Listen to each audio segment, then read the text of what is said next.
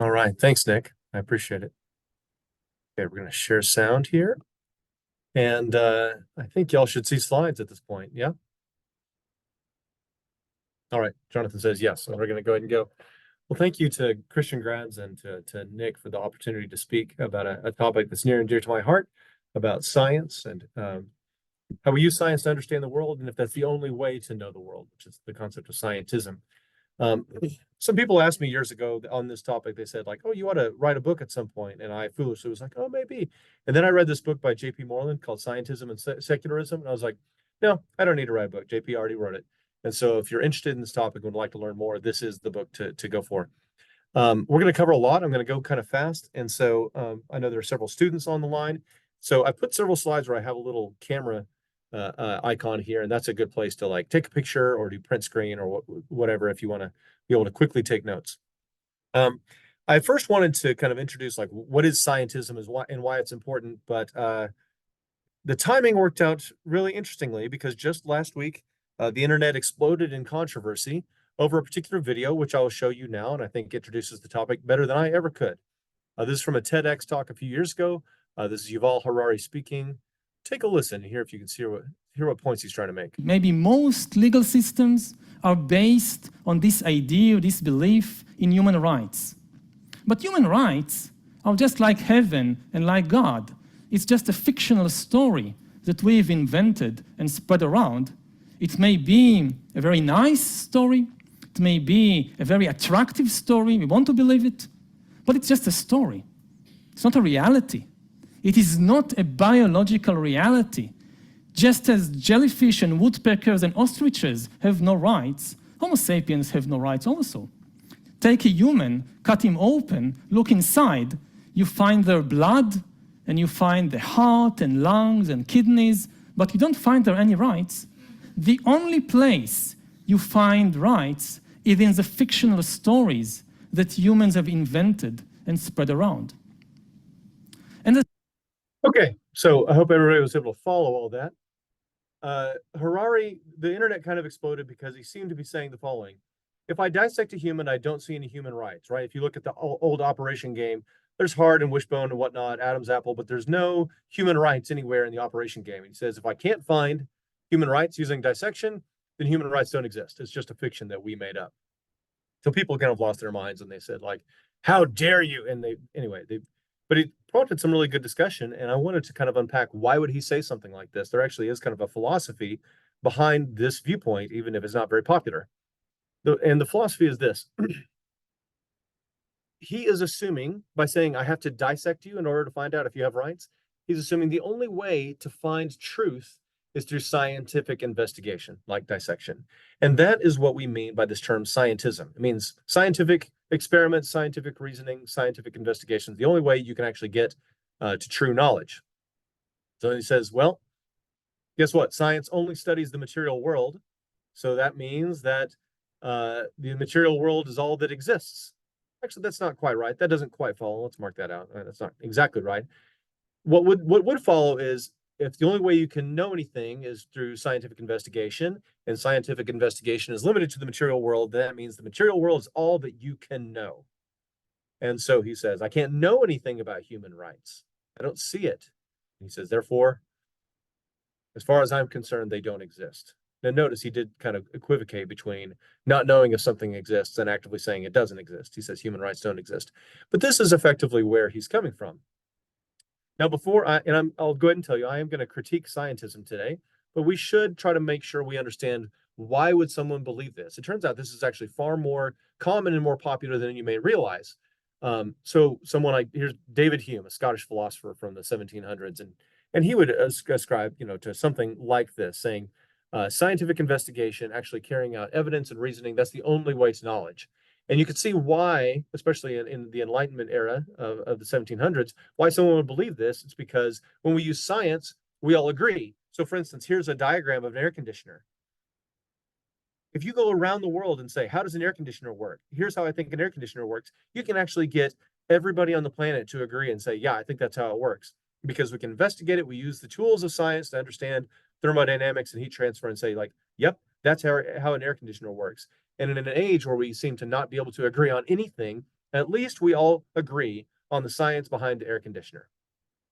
Moreover, Hume is part of this larger story, which I would call the Enlightenment story. Now, tell me if you've heard this story before. People will tell you the story. Oftentimes in school, they'll say, well, we used to be kind of foolish pagans, and we would build pretty temples if you're in Greece and ugly temples if you're in England, and we pretty much prayed to the gods. But then eventually we became, not so much pagans, but more monotheists by the great monotheist faith. But we're still pretty superstitious, and we accorded, church authorities, the ability to control our lives, and we believed in dragons and superstition. But then after all that, the printing press came, and we could exchange information, and Galileo came with his telescope, and we could go and start doing science and start having investigations of the world. And eventually Isaac Newton writes the Principia, and we say, oh, wow, science is amazing. And Newton's equations, they'll tell you how a baseball flies, they tell you how a rocket goes up, they'll tell you how the planets go around the sun. Newton's equations can predict the motions of everything, everything, everything. And so the Enlightenment says, we used to be backwards and superstitious, but now we have science, and we can understand how everything works. And really, the entire world is just like a clock.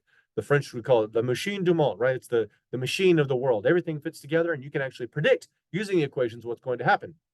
There's this very famous quote from Laplace. Napoleon looked through this book that the mathematician Laplace had put together, and he says, Laplace, I don't see God anywhere in your work. And Laplace says, I have no need of that hypothesis. I can explain everything without resorting to anything supernatural because I can use science to explain anything I see. And so we've left superstition behind, and we use science now. So you can see from that story that scientism is very attractive. The idea that instead of getting mired down in superstitious beliefs and contradictions, we use science, and we can actually solve problems. However, scientism itself has some problems, and I'll try to walk you through some of those problems. So let's look at this first point. Let's just look at this sentence. Scientific investigation is the only way to knowledge. Let's think about that really closely. So let's say we're having a text conversation with David Hume, and he tells you this. He says, only beliefs that can be proven through scientific experiments are trustworthy. If you're thinking closely and you're really listening, you say, like, wait a minute, that statement you just made, can you prove that statement through scientific experiments? And of course you can't, because that statement that Hume made is not a scientific statement. It's a philosophical statement. And he would say, like, oh, crud, I haven't thought of that. This is actually why naive scientism like this was largely abandoned by the philosophical community, certainly by the 1930s and 40s, because it seems to be self-referential. It's like a rule that breaks itself. If I tell you all sentences in English are lies, then you shouldn't listen to me because that sentence is a lie. Hume here is saying non-scientific statements aren't going to lead you to truth, even though that statement itself is non-scientific. So scientism is self-defeating. It's self-defeating. So we shouldn't take it too seriously from that perspective. That's a problem. And this shows up all the time in the broader literature that where in the broader culture where you have these rules that kind of break themselves. Here's another one. This is very common. You hear Richard Dawkins and people quote this. It is wrong always, everywhere, and for anyone to believe anything upon insufficient evidence. It's where you should say, like, huh, do I have evidence to believe what you just told me? Like, it's the same kind of problem that it's a rule that claims too much, so much that the rule effectively says you shouldn't listen to the rule. That's a problem. And I also want you all to think about the sheer number of things that you do believe without scientific evidence. It's an enormous number of things. If you believe your children love you, if you believe you had cornflakes for breakfast this morning, it's actually kind of difficult to go back and prove that those things are true. The reality of the past, there's a large number of things that we just go through our lives that we actually do believe, but we don't believe it on the basis of scientific evidence. This is also the point where you should start saying, like, wait, what even counts as science? Is scientism saying that most of the courses offered in this university don't actually grant you knowledge? That would be a pretty bold claim. I think Jonathan may weigh in on this particular point later, is narrowing what do we mean by science is actually kind of difficult. Everyone agrees that physics is science, but in terms of like where does the bounds of science stop, it's actually a little harder to nail that down. Okay, so the other thing I want you to note about what Harari said is he implicitly said, science only studies the material world. I use science to dissect the human body. I'm going to go out looking for human rights. I had a very similar interchange with a classmate of mine years ago. I did my undergrad at Texas Tech, which you see here, and my classmate said, science has proven that our minds are purely physical. There's no such thing as a soul. And I thought about that and I was like, wait, how did science prove that exactly? And I challenged him on it. I said, you're saying that we used a material microscope to look for an immaterial soul, and we were surprised when we didn't find it? So it sounds kind of dumb when you say it that way, but you could see that this classmate was assuming scientism. The only way to know anything is through science. And if it's not material, I can't see it under the microscope, it doesn't exist. This gets back to that same kind of enlightenment mode. So my friend would say, like, well, maybe superstitious people used to believe in ghosts and angels and gremlins and the soul, but I don't believe in that sort of thing anymore because I'm scientific. What makes Harari unusual is he goes beyond this. Instead of just saying, I don't believe in ghosts or angels or gremlins or souls, Harari says, yeah, and I don't believe in human rights either. And everybody says, whoa, wait a minute. Hey, I didn't sign up for that. I didn't sign up for someone to deny human rights. I mean, come on. In the Declaration of Independence, it says we hold these truths to be self-evident, right? That we're endowed by our creator with certain rights. And Harari says self-evident is not a thing, right? You don't get self-evident. It's not obvious. You have to actually go out and prove it by science, and you cannot prove human rights. The way that we usually phrase this is that science describes the world as it is. It describes what does happen. So, for instance, if we look at if I can get this to work, there we go. So, if you think about a human heart, science will tell you here's what the heart does. If you stab the heart with a knife, here's what will happen. Here's all the things that do happen. But science doesn't have the ability to say you should not do that. Please do not stab another human in the heart. Science doesn't say what should happen. It doesn't look at that knife and say bad. That should not have happened. Science just says, well, the knife went in. Here's what does happen. So same thing. If you drop a rock, science describes how the rock does fall. It doesn't say whether the rock should fall. So science doesn't make should statements. It doesn't say sentences that involve words like should or ought in a moral sense, right? The old phrase to describe this is you can't get an ought from an is.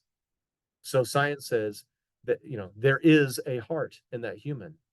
Science doesn't have the ability to say you ought not to stab that person in the heart because there's no experiment that can give you that idea of that moral value that the human has, that you should not do that. Now, so let's pause for a moment. This is really important. This is one of those sentences to just remember for the rest of your life. You can't get an ought from an is. Now, some of you may think like, wait a minute, I actually do remember some scientists telling me that I should do something. So for instance, I'm supposed to go to the dentist tomorrow, and some of you may have had this experience. You go to the dentist, and she looks at you and she says, you should brush your teeth. So she said, should. See, she's making a moral judgment, right? She's saying, you should brush your teeth, sinner. Is she using science to tell you what you should do, what you have a moral duty to do? It turns out she's actually not making that kind of a should statement. She's not saying, you should brush your teeth, sinner. She's really saying, you should brush your teeth, dummy. What she means is, if you want to have healthy teeth, then it would be prudent to brush your teeth to achieve that goal. But she's not saying anything about a moral duty because science can't probe moral duties, what we have the moral duty to do. This is important because you will sometimes hear people say things like, we can use science to determine what morality is. So famously, this guy, Sam Harris, wrote a book called The Moral Landscape, How Science Can Determine Human Values. Basically, this entire book makes the dentist mistake a moment ago. Everyone who read the book came away with the same problem. They said, Harris assumes, he said, let's assume that human flourishing is good and we have a moral duty to pursue it. If that's the case, then we can use science to figure out maybe the best ways to improve human flourishing. But if you heard, he assumed that we have a moral duty to pursue human flourishing, where the cover of the book claims that science will prove that. So basically, the entire book skips the hard part. It skips the part of trying to get an ought from science because it can't be done. So if you're a thoroughgoing believer in scientism, like Harari is, he says, oh, well, if science can't determine human rights, right and wrong, then it doesn't exist. And so you'll hear people say things like that. Our moral norms, when you think something's right or wrong, that's just your biology talking. You evolved to think that. Or it could be moral norms are just preferences. You like vanilla ice cream. You like not being stabbed, right? It's just your preference, but there's no real good or bad behind it. Or what Harari said is that moral norms are just human conventions. They're fictions. They're stories we tell ourselves just to help us kind of get through society. So if you believe that moral norms are, they don't actually exist, they're not a feature of the universe, it's just biology, it's just human preference, it's just human conventions. Now you're back to only making is statements. And you say there are no ought statements, there are no should statements. I appreciate the fact that Harari is trying to be, consistent, but I mean, in reality, I don't think anybody in their heart is really a moral nihilist. And you can discover that if they get mugged, right? If you say, "Give me your money," they don't say, "Hey, you're violating an arbitrary societal norm." They don't say that. They don't think that. They say, "Hey, this is wrong. You're violating my rights. You're doing something you should not do. You have a moral duty to treat me with dignity and respect. This is wrong." And now moral nihilism's gone and it's back and existing again. So what this shows you is this idea you can only believe what you should only believe what you can scientifically prove. It misses too much. It misses a bunch of things that we know are there, right? Science is great for studying the natural world, but it lacks the ability to say anything about morality, ethics, meaning, beauty, or purpose. And so Harari would say ethics, meaning, beauty, purpose, these are all just made up. They don't actually exist. But I don't think that's really livable. Um, John Lennox tells a great story. Here's John Lennox, the great Oxford mathematician. He visited here at A&M a few years ago, and he actually told this story. He said, if you walk in and you see that I've got a pot of tea going, and we say, why is the tea boiling? Why is the water boiling? You could say, well, molecules are vibrating at a faster pace, the temperature is going up, and there's heat transfer from the stove to the vessel, and that causes the water to heat up. And you could give a scientific answer, but Lennox says that actually doesn't answer the question very well. The reason the water's boiling is because I would like some tea, right? That only makes sense in a context in a universe that has agents, people who do things for reasons and have purpose. It's hard to describe that scientifically, and you have to admit if you aren't able to say things like the water's boiling because John wants a cup of tea, then you've actually missed something very fundamental about the world, right? So scientism misses too much. It doesn't have the ability to describe our experience as we actually go through it. Okay, it's too big of a cost to throw away ethics, meaning, beauty, and purpose, right? It's too much. Maybe one way to think of it is this. There's a famous old cartoon. Is this where you lost your wallet? Well, no, I lost my wallet in the park, but this is where the light is. When someone commits to scientism, they're basically saying, like, I can only look where the light is.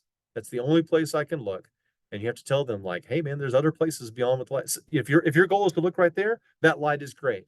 But that light doesn't go everywhere. It doesn't look everywhere. And so science doesn't have the ability to assess all these other topics beyond the natural world. Okay. The other thing I think I should bring up is I think scientism has a science problem. So what I want to discuss now is if you believe in scientism, that means you should only believe what you can scientifically prove. That has some kind of unfortunate implications for what you may believe about the human mind. And I'll be a little autobiographical here. I'll tell a little of my own story.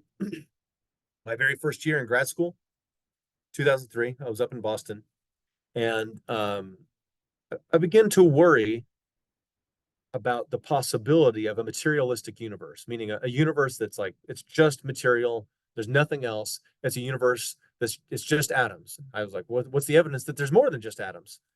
And if the universe is just atoms, what are the consequences of that? It would mean that when you die, you like, bam, stop existing. And if you've never lost sleep over that concept, I mean, if you really think about it, you will. The idea when you die, you would cease to exist. You wouldn't exist in blackness, like you wouldn't exist at all. It also means that ultimately, not just you are going to die and have no afterlife, and everything in the universe is going to ultimately come to nothing. Like we said a moment ago, it would mean if there's just a universe of atoms, we can say what is, but we can't say what should be. So there's no ethics, no purpose, no beauty, no meaning, and anything you value, anything you say, that's good, I value that, will ultimately come to nothing. So that's pretty depressing. And I really struggled with that. And I thought, oh, I don't want that to be true. Oh, no, I don't want that to be true. And I thought, what if I believe in more than just a material world because I want it to be true? And so I really got on my own case.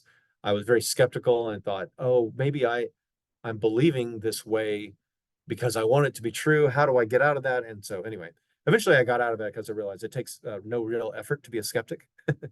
So someone says, you only believe that because you want it to be true. That's the genetic fallacy, right? It doesn't actually say anything about whether your belief is true or false. The other thing that happened is after that cold, dark, gray Boston winter, the plausibility of a world that was gray and purposeless seems a lot less plausible once spring rolls around. So that first beautiful Boston spring there on the Charles River, you see, I started to think like, well, if the world was purposeless and just full of atoms, I think there would be a lot less beauty and a lot less creativity here. I've been reading a lot of Tolkien, and I thought the world seems more like what the way Tolkien writes, where there's narrative and structure and creativity and events and I just thought the world seems more like the sort of thing that results from an author, the same way that Tolkien's world results from an author. The Bible gets at the same kind of idea, creativity and beauty. The fact that we see that in the world and we look for that in the world is actually a consequence of the way that God made us. So that was the big thing personally that brought me out of that materialistic, skeptical period. But the other thing that brought me out is this. I thought, well, if scientism is true, then what does that say about my mind? Science says the only thing you can say about your mind is what the microscope tells you. But the microscope says, I can't see your mind. I can only see your brain. And your brain looks to me in the microscope like just a bunch of biochemical reactions, and that's it. So if you say, I only believe what the microscope tells me, then you start to have some troubles because you say, well, am I a rational person? The microscope says it's just biochemistry. Sorry. Am I conscious? Do I have a subjective first person consciousness? Again, no, the microscope only sees biochemistry going on, so that's all you are. Okay, I want you to see what the consequences of that are. There's a great book on this topic, by the way, if you want to delve deeper. It's called Am I Just My Brain by Sharon Dirks. It gets at this exact question. Is if you think I'm only my brain, I don't have a mind, I just have a brain. What are the consequences of that? Here's a great quote that kind of gets this idea across. This is from Francis Crick, one of the quote unquote two people to discover DNA. Sorry to Rosalind Franklin. Crick is an atheist and a materialist, and here's what he says. He says, your joys and your sorrows, your memories and your ambitions, your sense of personal identity and free will are in fact no more than the behavior of a vast assembly of nerve cells and their associated molecules. You can kind of see he's doing the microscope thing a moment ago, saying all these things you think you experience, all these things you think you have, can be reduced to biochemistry, and that's it. I want you to take a good look at this quote. It has a problem, and I think you can see the problem if we change the pronouns around a little bit. Instead of saying your joys and your sorrows, let's have Crick. I'm going to change Crick's quote a little bit, where he says, my joys and my sorrows, my memories, my ambitions, my sense of personal identity and free will are just biochemistry. Then you could say, well, okay, then why should I listen to you? You're just a biochemical soup. You're not really rational. You're not really even really persuasive. Why should I listen to you? I will never forget the night in Boston where I had this realization. If I'm just a biochemical soup, why am I listening to myself? That was the real turning point for me, right? You can see the troubles here. And this worry has been around for a long time. Take a good look at this quote.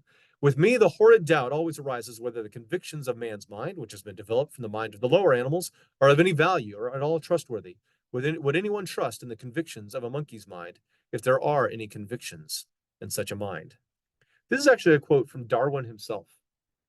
Right? Darwin says, like, hey, wait a minute. If I say the human mind is just this biochemical soup, how am I justified in thinking that it's rational, right? It's something that only exists uh, to survive and reproduce, and that's it. Truth is not really on the table. So how do I know that our minds are actually reliable and rational? Okay. You can see this kind of language all over the place. People will say, "Oh, your beliefs are not actually rational. It just comes from your biological history." So here's a quote from the New York Times. Nicholas Wade says, "Religion has the hallmarks of an evolved behavior, meaning it exists because it was favored by natural selection. It's universal because it was wired into our neural circuitry before the ancestral human population dispersed from its African homeland." So he's saying you don't believe what you believe for rational reasons. You believe it for biochemical reasons. So the trouble with this is that someone who says that, they have to be willing to turn the knife back on themselves. If Nicholas says you have religious beliefs because it's wired into your neural circuitry, we should say, did you make that statement because it was wired into your neural circuitry? Right? Nicholas has just sawed off the branch that he sits on by saying that human rationality is not trustworthy, it's just biochemistry, that applies to him too, right? So scientism undermines our belief in human rationality by saying, I look in the microscope and I just see biochemistry, not rationality. But if you say, as soon as you say that, you have to say, then why am I listening to myself? Another related problem that I thought about was the problem of consciousness. And I'll go ahead and tell you, this is called the hard problem of consciousness for a reason. Some of y'all may recognize this little device on the left. It's called a Tamagotchi. It's a little electronic pet, basically, that was very popular in the 90s, and yet somehow everybody knows what these things are. But the idea is like you push these little buttons and it feeds the Tamagotchi. And if you neglect your Tamagotchi, it will eventually, this little duck or whatever it is will start crying and say, meh, and it will slowly, sadly starve to death. So I remember being in middle school or high school, and I had a friend who had a Tamagotchi who intentionally starved it to death. And you just hear these sad little, meh, right? And we thought, like, oh, you're kind of a sadistic person. But we don't actually feel bad for the Tamagotchi because it doesn't actually experience pain the way that we do, right? I had another friend, not the same friend, amazingly, who did the following. You see the old school Super Mario Brothers there on the right. He entered the cheat code to give Mario 99 lives, and then he took his controller and put tape down on the little right part of the D-pad so that Mario would move to the right and die over and over and over again, sentencing Mario to some sort of electronic purgatory. Again, I thought this friend was somewhat sadistic, but I don't actually feel bad for Mario because I don't think Mario actually experiences pain, right? Both the Tamagotchi and Mario are just, right? It's just a computer. It's just electronics. There's no there there. They're not conscious. They don't have a subjective inner thought life like I do. They don't experience pain like I do, so I don't feel bad for them, right? So the trouble is that on scientism, we are just meet computers. We are not that different than Mario or the Tamagotchi. In fact, some people on that basis, they say, well, the Mario is not conscious, the Tamagotchi is not conscious, and if we're just meat computers, then we're not conscious. So look at this article from Time Magazine. It says, the brain, the mystery of consciousness. You exist, right? Prove it. How 100 billion jabbering neurons create the knowledge or illusion that you hear. Look at that word, prove it. That's scientism. You have to show me consciousness in the microscope, or else it doesn't exist. The trouble, of course, with saying something like this is that you know that you're conscious. You experience it more directly than you experience anything. And so this was one of those moments where I thought, okay, something's wrong here. If scientism tells me there's no evidence that I'm conscious, I know it's wrong because I know directly that I'm conscious. Here's another example of consciousness. This is called qualia. So I assume everybody looks at this and they see on the left, they see red, and on the right, they see green. However, red looks red to me. It has a certain redness that I see. I say that's red. And I assume it's the same for y'all, but I don't actually know, right? It could be possible that like what you call red, we both call red, we agree it's red, but it might not seem red to you. That way that red seems to you, we call qualia. And it's qualia happens if you have a subjective observer who has a conscious experience of the way it seems to them. So here's the hard part. We can dissect a human and look at their optic nerves, and you can see that they detect a certain wavelength of light, but qualia cannot be scientifically probed. And we actually could never tell if you and I see redness the same because we have an inner subjective conscious experience. And so again, many people coming from the more scientism point of view have said, well, if I can't study it, it don't exist. And you don't have consciousness and you don't experience qualia.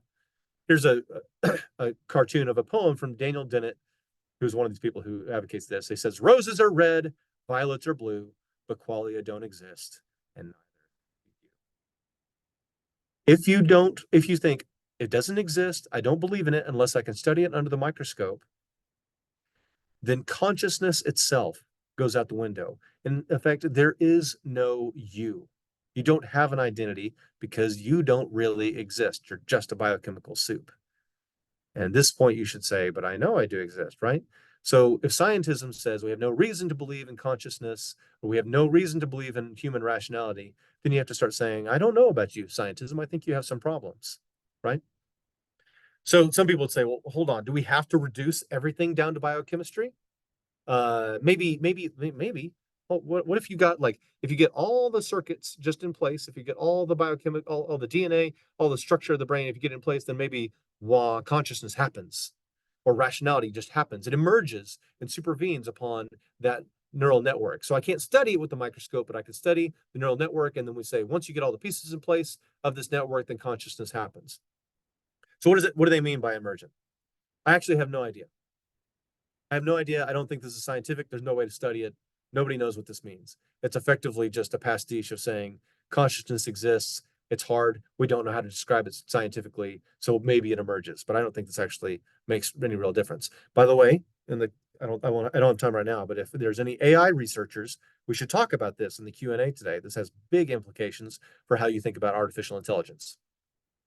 So to go back to my original worry, I was worried, what's the evidence that there's more than just atoms? If you ever lay awake at night and you say, is there anything more to the universe? Is there anything more to me than atoms? Is there any evidence that that's true? There is, because you know directly that you have a mind that is rational. You have a mind that is conscious. You experience it immediately. And you know that you have a mind that is moral. No matter how much someone like Harari tries to convince you that human rights and right and wrong are just fiction, you know very immediately that right and wrong do exist. And you can't even really deny it. So if you want to say, like, how do I know there's more than just atoms? The way to know is that we have a mind that's rational, conscious, and moral. I actually believe that when the Bible talks about people being made in the image of God, this is part of what they mean. To be made in God's image is to be made with a mind that is rational, conscious, and moral, just like God's mind is. I'll conclude with this.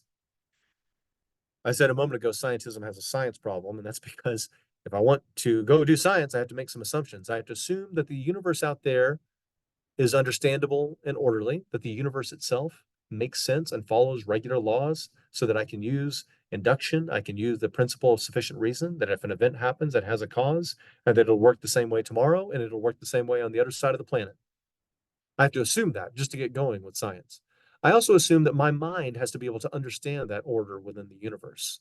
It has to be rational. It has to be able to go out and see that underlying order that makes science possible. Under scientism, I think both of these assumptions are up for grabs. You have to assume, not prove, you have to assume that the universe is understandable and orderly and follows mathematical laws. You have to assume that your mind can actually figure that out. Science may seem obvious to us now, but the modern scientific revolution, it didn't always exist, right? There were a lot of times where people said, I don't know, who knows? And so you have to make these assumptions in order to get going on science. And what I want to show you is that many of the early scientists, they were really committed to this. This idea that the universe is understandable. Einstein himself says the eternal mystery of the world is its comprehensibility. The fact that it is comprehensible is a miracle. There's a famous essay called The Unreasonable Effectiveness of Mathematics. How is it that a human mind can use mathematics to figure out the underlying structure of the universe? That's amazing that that's the case. But it's not amazing or surprising if you're a theist, if you believe in God. I'm a Christian, so this is what I believe. So you say, why is the universe understandable and orderly? Because God made the universe. And that same God who made the universe made my mind, and he actually wants me to use my mind to understand the universe. This means that when I look in the microscope or I look in the telescope to understand how God made the world, I'm doing what God wants. God loves science. He wants us to use our mind to do science. And if you think I'm exaggerating, a lot of the early pioneers of the scientific method said exactly these kinds of things.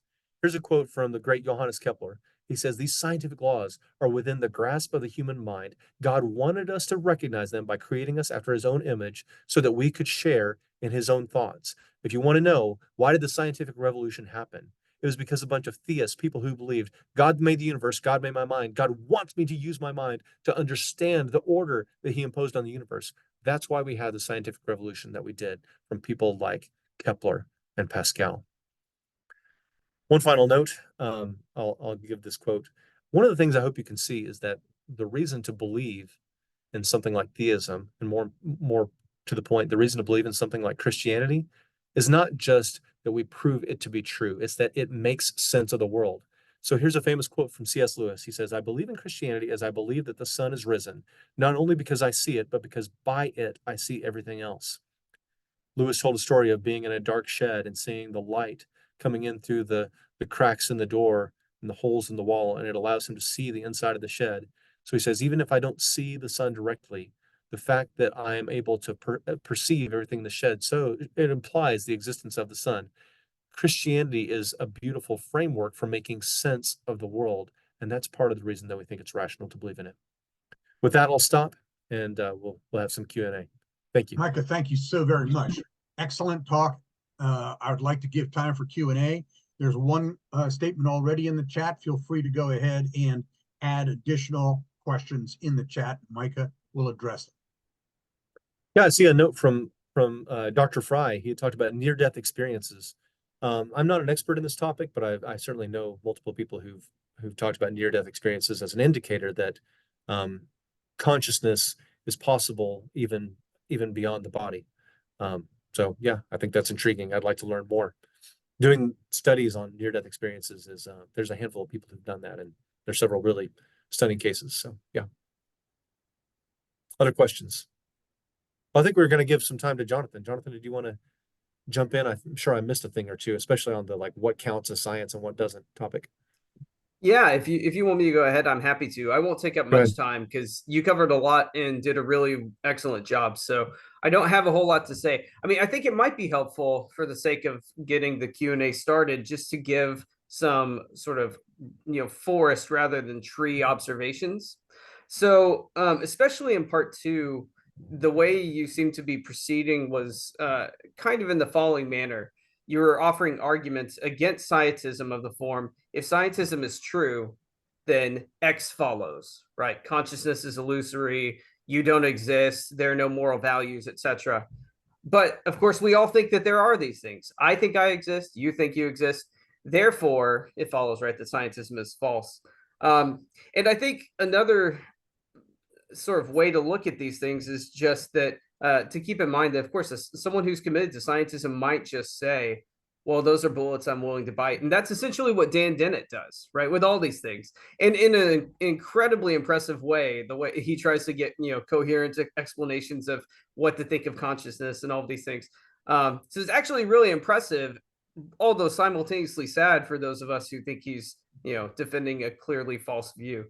But so set that aside, that's the broad sort of project or argument structure.